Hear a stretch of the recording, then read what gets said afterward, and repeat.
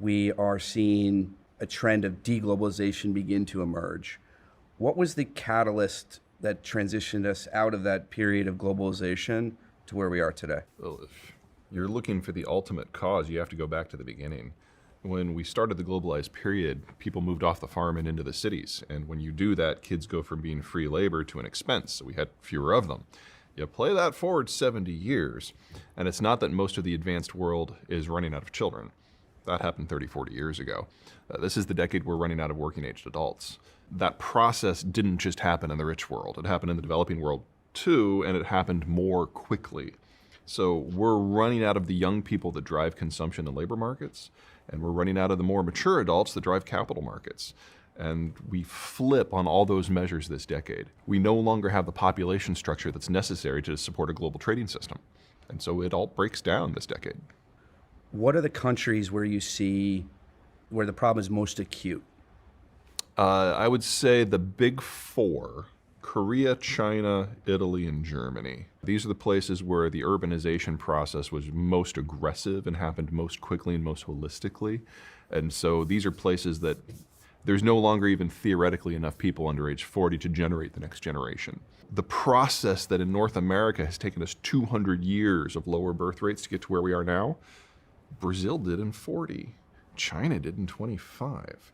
And that gets you huge growth as you urbanize, but you only urbanize once. And now we're getting to the other side of that equation. And we're discovering that for all of our failings in the developed world, the developing world is aging so much faster.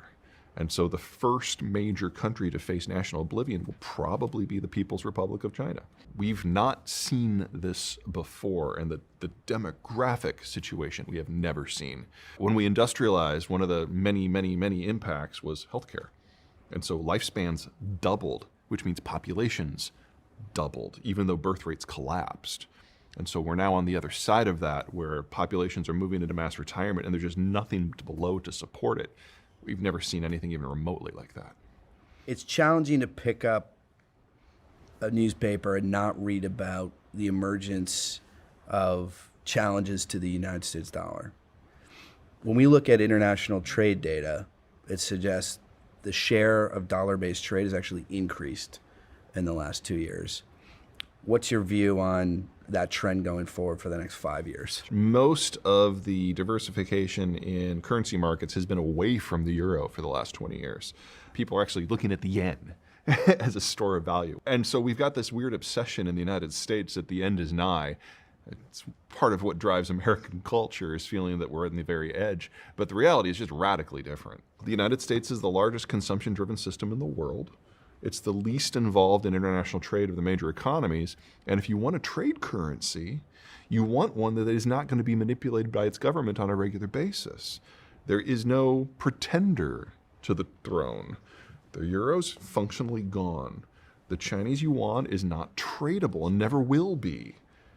The next country down in terms of size that is a viable option is the Canadian dollar. What is your view on our capacity to meet those production targets? The smart play would be to take the technologies we have today and look at the geographies where they work.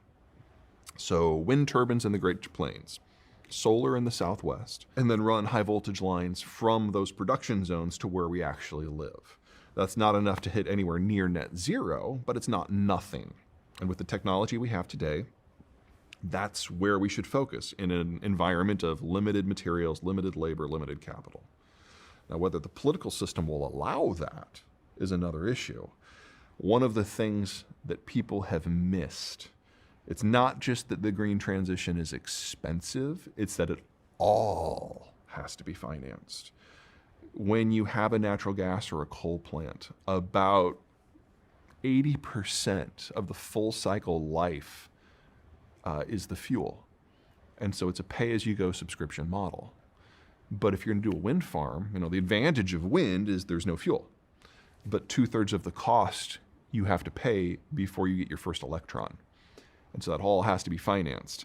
We've seen capital costs triple in the last 3 years. They're going to triple again in the next 3 years. So the math that people have done to figure out how to finance all of this is already broken, and we're seeing projects abandoned because of it. The only way you can get that money to go in is for the government to step in and subsidize it. If the government's subsidizing that, they're not subsidizing other things because we're in an environment of limited capital. We have to choose. As we look out, and obviously we now have a hot conflict in the Middle East, so what's old is new again. Where should we be looking next? Not necessarily the next war, but where do you see the risk? No matter how the Ukraine war evolves, it is going to involve more players. Either Ukraine's going to fall and the next tier of countries involves a number of NATO countries, including Poland, or Russia falls and the war goes east and crosses into Russia proper. So we're only at the very beginnings of the process here, which means that anything that straddles that zone in terms of material processing or raw material exports, of which natural gas and oil are the top two, but it also includes timber, it also includes neon, it also includes the palladium group or the platinum group metals. It's a long list. All of that is in chronic danger. In the Middle East, the war was nudged a little bit by the Iranians because they saw normalization between the Israelis and the Saudis as being on the horizon. And if that would have worked, the whole Arab world would have basically been in a single block against Iran. For Iran, that's the nightmare. We're getting very close to the point where the Iranians are going to have to pull out a more conventional military card to prevent that sort of alignment. And that means a war in the Persian Gulf. Well, that's the world's single largest source of internationally traded crude. Not a big problem for the United States. We're independent. Everyone else, that's a bit of a disaster. You give a lot of advice to the investor community. We spend a lot of time with our corporate client base, many of which have multinational operations, therefore must constantly be focused on risk to their supply chain. In light of that forward view, or at least the risks within that forward view, what would your advice be to multinational corporates? In terms of multinational corporates, it's got to be the China angle. I mean, even if we nail relations and we go back to kind of a co-dominion, if that's the right word, where Beijing and Washington agree to disagree and build a more productive economic relationship, that's a real reach, by the way. It just still doesn't address the demographic problem at all. So anything that you're dependent upon China for, you have to count on that disappearing over the course of the next 3 to 10 years. And I'm already seeing from a lot of industries how they are already on a 4-year wait list for things like transformers. Every day that China doesn't break now is a gift because it gives us a day to metabolize some of their industrial capacity for us to prepare for what's next. It's like we're doing the 1990s and the 2000s in reverse. It used to be that the Chinese would buy equipment in order to build out their industrial system. Now we're going the other direction. And the more we front load, the easier this is going to be. We've seen the U.S. and Mexico industrial build out to take production onshore, nearshore. Are there other countries, particularly in East Asia, that have the capacity to absorb some of that? Oh, certainly. Well, let's start really close to home. So obviously, northern Mexico is already heavily integrated. Central Mexico is now the relatively low-hanging fruit. There's progress being made there. Faster would always be better, but we've started. The progress we're seeing in places like the prairies is actually really impressive in things like food processing, which doesn't sound very sexy until you realize it's probably going to save 100 million people. Ontario is in the process of retooling a lot of their auto sector as that sector changes. So the Canadians really are stepping up to the bar on this one. Colombia is, I think, the next one on the horizon to watch. Northern Mexican labor has become so highly skilled that they now need a low-skill partner. Colombia is the closest country that kind of matches the infrastructure, the distance, and the labor force structure that Mexico needs. Mexico now needs in Mexico. It's going to be Colombia. Southeast Asia, big fan. Countries like Vietnam have a great demographic structure. They have an educational system that is among the best on the planet. 40% of their college grads are STEM. That doesn't happen normally. And if you combine it with one of the youngest demographic profiles, this is a country that will probably leapfrog China technologically over the course of this decade, even if China doesn't break. So you've got this network within the region with relatively low-skilled labor in places like Indonesia, mid-skilled in places like Thailand or Malaysia, and the real high end in places like Singapore, which honestly put us to shame when it comes to technology, who already have their own trading network. We're tight on capital, transportation increasingly an issue.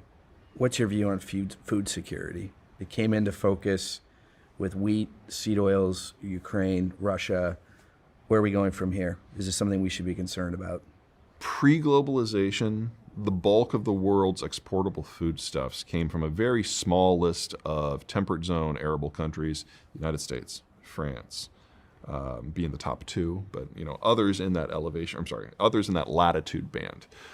With globalization, we had two things happen. Number one, we created an environment of security that would allow lower productivity lands to come into play because they all of a sudden didn't have to defend their borders. And second, with industrialization, we got the industrial level inputs to take subpar land and bring it into production. If you apply fertilizer to Iowa, you're going to double yields. If you apply fertilizer to Germany, you're going to quintuple them. They still won't be equal. Iowa will still be ahead. But you can take places that could not grow food normally and make them do very well. That is 100% the success story of a place like Brazil. If you remove the fertilizer, Brazil produces nothing. And so globalization has increased the food supply of the planet by roughly a factor of 3. You deglobalize, and a lot of that falls away. I think if we're really, really lucky with some dietary changes, we might be able to feed 7 billion. That's still, in absolute terms, the greatest famine in terms of numbers and reach that humanity has ever experienced. What are the areas where you see that today's production declining? Brazil and China being the two big ones. Brazil's land has very little indigenous nutrient content. They're completely dependent upon fertilizer that comes from a different continent. And you break down the Russian system in any meaningful way, it's not just a major exporter of food, it's a major exporter of the fertilizer. So even stagnancy there is a disaster for everyone else. Okay, Peter, now I want to put you in my seat. You are working for a financial institution. Oh, do you? I do indeed. You have oversight of a international franchise focused on global trade. What are you focused on? What do you worry about? Mexico. They don't have a financial market in the way we define the term. Right now, the trade relationship is largely personal, based on individual companies in the United States, largely Texas, having personal relationships with individuals on the other side of the border, primarily the northern border. Considering the scope of the expansion we need to do, parts of our financial network need to cross the border in a way that we bring rule of law with us. That's a model we're not used to. Right now, I'm oversimplifying here, but it's direct investment in cash. And that's not going to give us the speed that we need. Now, that's not necessarily a bad thing. In an environment where capital is constrained, the companies that have access to the capital have the keys to the kingdom. And you will find takers who are willing to accept your terms, if not in northern Mexico, central Mexico, if not in central Mexico, Vietnam, if not in Vietnam, Thailand. There's all kinds of opportunities here. And whoever controls the limiting factor, capital labor, they get to kind of punch their own ticket.